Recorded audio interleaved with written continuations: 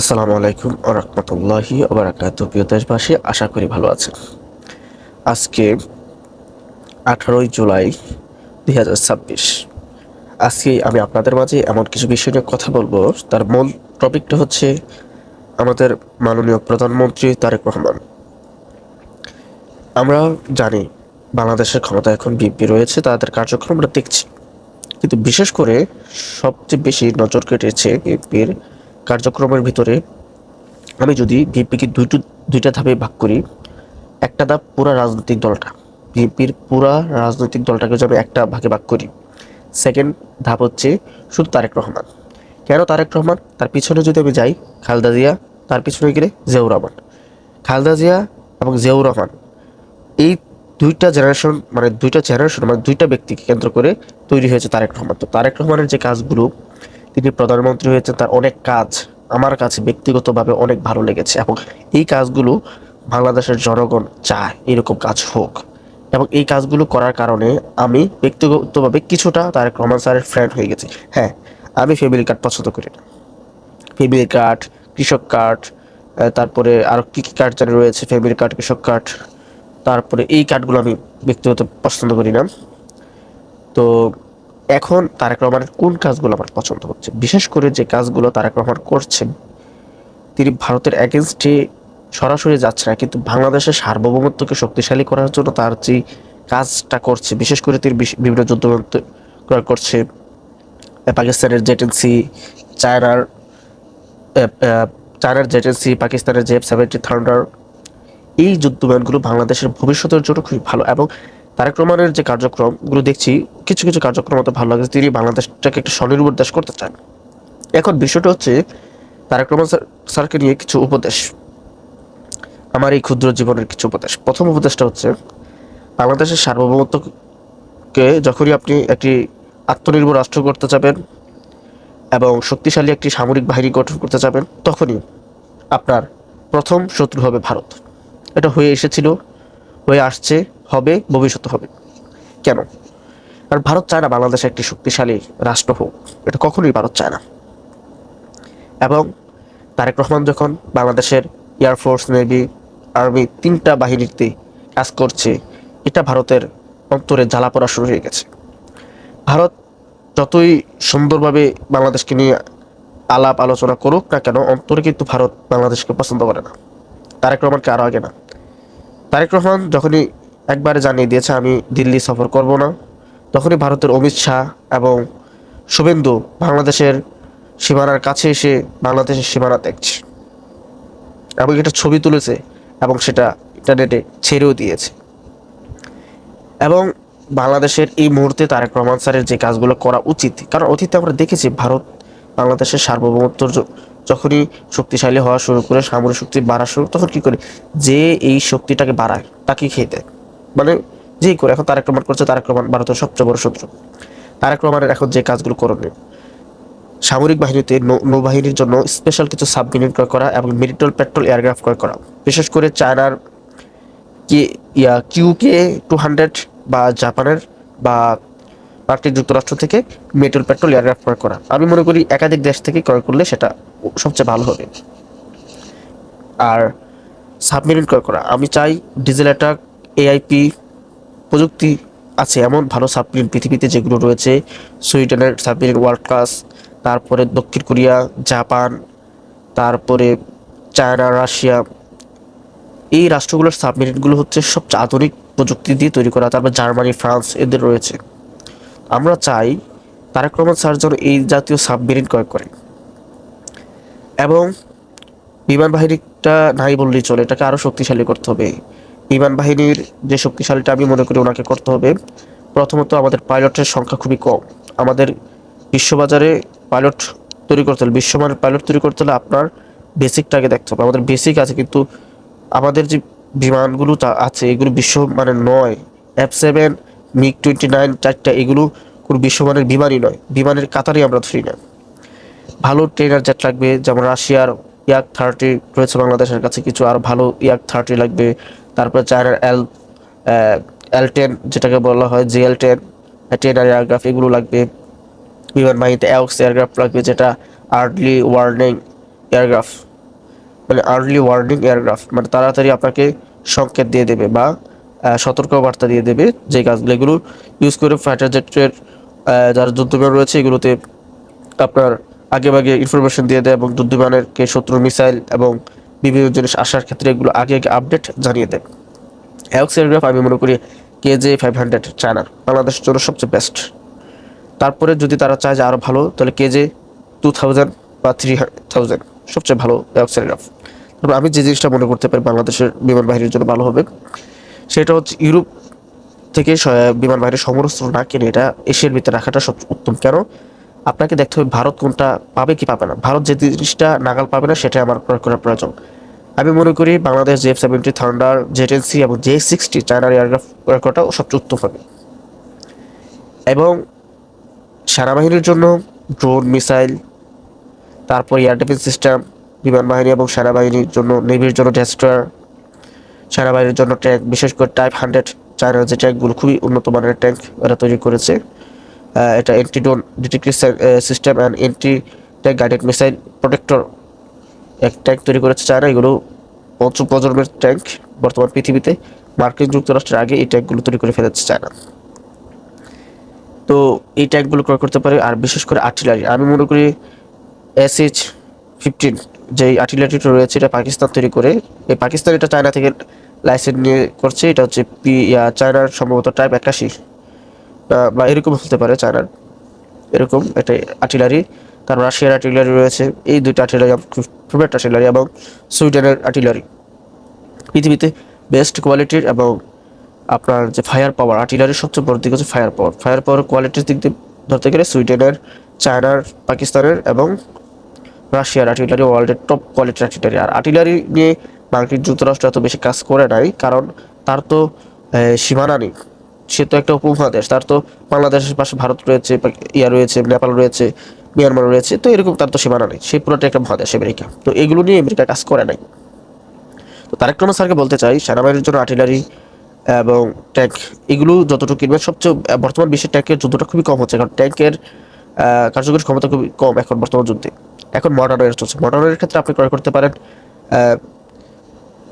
Drone, USB, বিশেষ করে TB2 attack drone, Akinci, তারপরে বায়রাক্তারের অনেক ড্রোন রয়েছে, তারপর সুইসাইড ড্রোন। তারপর এখন যুদ্ধের মূল হোতাটাই হচ্ছে ড্রোন এবং স্যাটেলাইট ইমেজ, স্যাটেলাইট ইনফরমেশন বা স্যাটেলাইট ডাটা সেন্টার।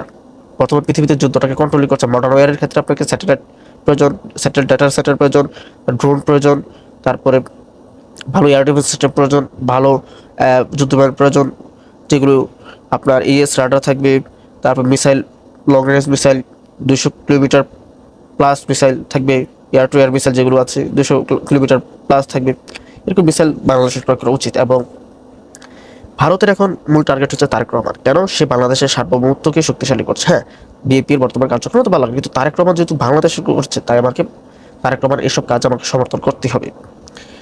তো তারেক রহমান স্যারকে বলবো, হয়তো আমি যদি ওনার কাছে যেতে পারতাম কোনো সময়, তাকে আমার যে একটা নলেজ আল্লাহ আমাকে দিয়েছে এটাতে কাজে লাগাতে পারতাম। তো তারেক রহমান স্যারকে বলতে চাই আপনি আপনার নিরাপত্তা বাড়ান। কেন এই কথা বলছি? তারেক রহমান স্যারের নিরাপত্তা দেখলে আমার মনে হয় না সে কোনো বাংলাদেশের প্রাইম মিনিস্টার। হয়তো এটা সত্য কথা, কারণ আওয়ামী লীগের সময় ওবায়দুল কাদেরের নিরাপত্তা দেখলে মনে হতো যে শেখ হাসিনা মনে যাইতেছে, সেটা সত্য কথা। ওবায়দুল কাদের, তারপরে হাসান মাহমুদ, তারপরে এই যে আপনার সাধারণ MP, এদের হাঁটা চলাফেরা দেখলে মনে হয় যেন কত বড় MP না মন্ত্রী যেন যাচ্ছে এদিক দিয়ে। হ্যাঁ, 30-40টা শুধু নিরাপত্তা গাড়ি, 30-40টা শুধু পুলিশ সেনাবাহিনীর গাড়ি, এমন সিকিউরিটি নিয়ে এরা চলেছে। আর একটা প্রাইম মিনিস্টার আপনি বলছেন আমি বিদ্যুৎ সাশ্রয়ী করতে চাই। আপনার বিদ্যুৎ সাশ্রয়ী করার প্রয়োজন নেই, জনগণ চাইলে জনগণ এটা করবে। আপনার প্রয়োজন দেশের জন্য, তাই দেশের জন্য আপনাকে নিরাপত্তা বাড়াতে হবে, কারণ আপনাকে প্রয়োজন দেশের জন্য, তো আপনার নিরাপত্তা বাড়াতে হবে। বিরোধী দল হিসাবে মনে করি আমি জামাতের কার্যক্রম খুব সুন্দর, এবং জামাতের যিনি আমির সাহেব রয়েছেন খুব ভদ্র একজন মানুষ, খুব সুন্দর, তেনার কথাবার্তা আচরণ খুবই সুন্দর। তার ও নিরাপত্তা মনে করি আমি মোটামুটি ভালো তারেক রহমান থেকে। এবং তারেক রহমানের নিরাপত্তা আরও বাড়াতে হবে, প্রথম কাজ। দ্বিতীয় কাজ হচ্ছে বিশ্বস্ত মানুষদেরকে কাজ করাতে হবে। তৃতীয় কাজ হচ্ছে তারেক রহমান স্যারের জন্য বলতে চাচ্ছি এই বিষয়গুলো। আওয়ামী লীগ এখনো বাংলাদেশ থেকে নির্মূল হয় না, হাসিনা নির্মূল হয়েছে, আওয়ামী লীগের নেতাকর্মীরা নির্মূল হয়েছে। প্রশাসনের ভিতরে আওয়ামী লীগের যেই লোকগুলো এখনো রয়েছে তারা কিন্তু এখনো নির্মূল হয় নাই, এই বিষয়টা আপনাকে জানতে হবে। বিশেষ করে আপনি সেনাবাহিনী, নেভি, এয়ারফোর্স তিনটা বাহিনীর জন্য যদি কোনো সমরাস্ত্র ক্রয় করতে চান, আমি তারেক রহমান স্যারকে বলতে চাচ্ছি, যদি ক্রয় করতে চান তারা কি চায় এটা একটা লিস্ট নেবেন এবং আপনি নিজে ক্রয় করবেন। এই সমরাস্ত্রর যে লিস্ট বা টাকা এটা সেনাবাহিনীর হাতে দেবে না, কারণ বিগত 16 বছর সেনাবাহিনী বাজেট নিয়েছে, বাজেট নিয়ে এরা টাকা পাচার আর বউ বাচ্চা নিয়ে আরামায়েশে খাওয়া ছাড়া আর কিছুই করতে পারে না, যেটা সত্য কথা। এবং সেনাবাহিনীর একটা বড় অংশ কার্পটেড এখনো, তারা যেই টাকা দিয়ে রাষ্ট্রের সমরাস্ত্র ক্রয় করবে সে টাকা দিয়ে তারা উল্লাস করেছে। কিন্তু দুঃখের ব্যাপার হচ্ছে হাসিনাও এত পরিমাণে বাজেট দেয় নাই বাংলাদেশে ঠিকমতো সমরাস্ত্র ক্রয় করার মতো বাজেট হাসিনাও দেয় নাই। এটাও একটা কষ্টের ব্যাপার। তো আমি মনে করি নেভির ক্ষেত্রে, নেভিতে এখনও স্পাই রয়েছে ভারতের, সেনাবাহিনী তো রয়েছে, এয়ারফোর্সে অফকোর্স স্পাই রয়েছে। এয়ারফোর্সের আমি একটা কথা শুনেছিলাম যে যারা ভারতের টপ না গিলে, যারা এয়ারফোর্সে থাকে কিন্তু ভারতের দালালি করে না, দাসত্ব করে না, বাংলাদেশকে স্বনির্ভর একটি রাষ্ট্র হচ্ছে ভাগের মতো চলাফেরা করে, তাদের নামে দিয়ে জঙ্গি তকমা লাগিয়ে দেয় ভারত। এবং ভারতের গোয়েন্দা সংস্থা আপনার ডিজিএফআইয়ের ভিতরেও ভারতের গোয়েন্দা সংস্থা রয়ের লোক রয়েছে, সারা বাংলাদেশে রয়ের কার্যক্রম চলছে এখন আগের মতোই। তো এটা অফ করতে হবে, কারণ তারেক রহমান স্যারের নিরাপত্তাই ঠিক ঠিক নেই। আমি মনে করি তার নিরাপত্তাটা আরও বাড়াতে হবে। রয়ের কার্যক্রম এখনও চলছে বাংলাদেশ। র এদেশে যে কোনো মুহূর্তে যে কোনো একটা দাঙ্গা লাগিয়ে দেবে। সবচেয়ে বড় দাঙ্গা চলছে হিন্দু মুসলমান দাঙ্গা লাগানোর একটা পরিকল্পনা করছে এরা। তারেক রহমান স্যারকে বলতে চাই, যারা এয়ারফোর্সে কাজ করে মানে বিমান বাহিনীতে, তারা যদি ভারতপন্থী না হয় তাহলে তাদের নামের আগে দিয়ে জঙ্গি এইটা ওইটা তকমা দিয়ে দেয়, তাদেরকে জঙ্গি তকমা এই তকমা ওই তকমা দিয়ে দেন। আর তারেক রহমান স্যারকে বলবো, প্রথম যে কাজটা করবেন, সমরস্ত্র তিন বাহিনীর সমরস্ত্র ক্রয় করবেন, তাদেরকে জানাবে না কি কি সমস্যা করবেন, যখন আসবে তখন তারা এটা দেখবে। আর বিমান বাহিনীটার তো সবচেয়ে বড় সমস্যা হচ্ছে বিমানের পাইলটদের ট্রেনিং দিতে হয়, এখানে একটা সমস্যা।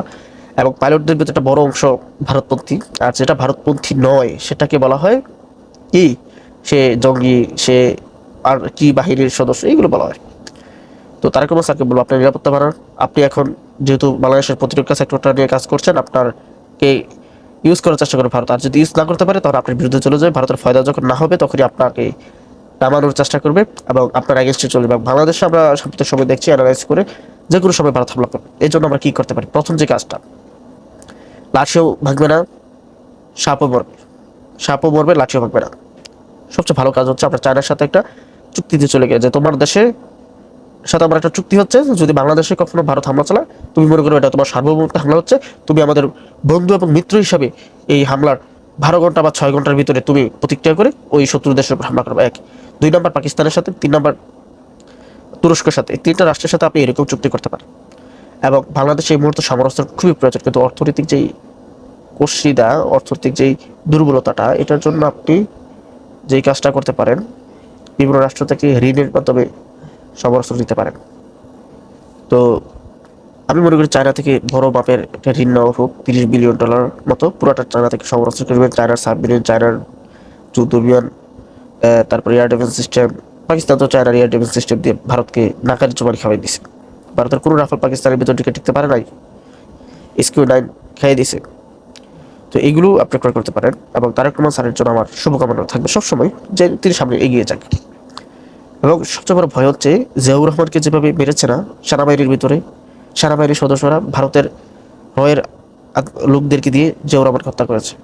তো আমি তারেক রহমানকে যখন সেনাবাহিনীর সাথে দেখি তখন আমার মনে হয়, আরে জিয়াউর রহমান তো এভাবেই হত্যা করেছে চট্টগ্রামে, খালেদা জিয়াকে তো জেলের ভিতরে রেখে হত্যা করেছে, কখন জানি জিয়াউর রহমান তারেক রহমানকে আবার এরা খেয়ে ফেললে, ভয় লাগে। তো তারেক রহমান স্যারের নিরাপত্তা বাড়ানোর জন্য আমি বলবো আল্লাহ যেন ওনার নিরাপত্তাটা বাড়ায়, এবং আল্লাহর নিরাপত্তা হচ্ছে সবচেয়ে বড় নিরাপত্তা। তো আমি যে জিনিসগুলো মনে করি তারেক রহমান স্যারের এগুলো করা উচিত। পাকিস্তান, তুরস্ক, চায়না, 3 দেশ থেকে ব্যাপক সমরাস্ত্র, ফোর্থ থাকতো রাশিয়া। আর আমেরিকা থেকে সমরাস্ত্র কিনলে খুবই কম কিনবেন ভাই, ওটা অনেক দাম, কোয়ালিটিও আগের মতো নেই। আমরা দেখেছি আমেরিকার একটা চাপা আছে, চাপাটা ছাড়া কিছু নাই, কোয়ালিটি খুবই বাজে, আর কোয়ালিটি অনুযায়ী দাম বেশি। আর এই কোয়ালিটির সমরাস্ত্র আপনার চায়না থেকে পাবেন। এবং তারেক রহমান স্যারকে বলবো আপনার নিরাপত্তা বাড়ান, আমরা ভয় পাই আপনাকে নিয়ে। আর ভারত, ভারত সুশীল সমাজ, এই যে মিডিয়ার একটা বড় অংশ কিন্তু ভারতপন্থী, আমলিকপন্থী। এই আমলিকপন্থী মিডিয়াটা কিন্তু এখন আপনাদের পক্ষে কথা বলছে, মনে রাখবেন। সময় পাইলে এর আবার সুগল দিতে দেরি করবে না, হাম করে সাপের মতো সুগল মেরে দেবে। ঠিক মিডিয়া, পুলিশ, এগুলোকে আপনারা সংস্কার করুন। এবং পাশাপাশি আর্মি, নেভি, এয়ারফোর্স তিনটাকে আপনারা কী করুন, একটু সংস্কার করুন। এদের ভিতরে যারা ক্রাপ্টেড রয়েছে, ভারতপন্থী রয়েছে বা এজেন্ট, ভারতের এজেন্ট রয়েছে, তাদেরকে অ্যারেস্ট করুন, তাদেরকে আইনের আওতায় নিয়ে আসুন, নাহলে আপনার বিপদে পড়বেন। বিএনপির এমন একটা অবস্থা বর্তমানে, তারেক রহমান স্যার কেউ, আমি নিজে ব্যক্তিগতভাবে বিএনপির এমন কেউ নেতা নেই যারা পছন্দ করি, সত্যি কথা, কিন্তু তারেক রহমান আমার ভালো লাগে। আমি বিশেষ করে জামাতের কার্যক্রম খুব পছন্দ করি। তারা সৎ, খুবই তারা সৎ, তার পাঁচ ওয়াক্ত নামাজি, তাদের ছেলেরা দর্শন করে না, হামলা করে না, চাঁদাবাজি করে না, কিন্তু বিএনপিটা একটা জড়িত, এটা খুবই খারাপ একটা বিষয়। তো তারেক রহমান স্যারকে বলুন এই বিষয়গুলোতে আপনাকে স্টপ হতে হবে, কারণ এয়ারফোর্স, নেভি এগুলোকে স্টপ করতে হবে। ভারত আপনার পিছনে লেগে যাবে। ভারত যেহেতু আপনার পিছনে লেগে গেছে, তো আপনাকে চীন, পাকিস্তান এবং তুর্কি এদের সাথে সম্পর্ক বাড়তে হবে এবং আপনার নিরাপত্তাটা একটু সিকিউরিটিটা বাড়ান।